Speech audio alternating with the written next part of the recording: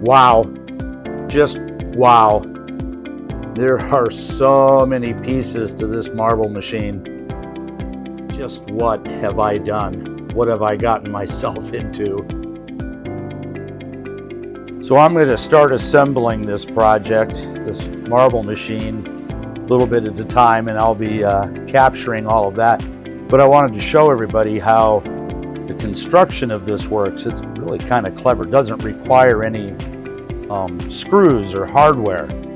It uses these 3D printed caps and these threads on parts. For instance, this is part of a tower. It's a two-piece. Since this was too tall to print all at once, and everything gets screwed together with these caps, really kind of a slick system. I'm going to have to print a lot more of these caps. I didn't see where there was an actual count to print. But these I can make out of smaller bottles and run through the pultruder. But this is how it's going to go together, and I'm going to have to follow the online instructions on YouTube. So be watching for the next videos. This is probably going to be quite comical, and I may end up having to reprint parts or make some changes to make everything fit together.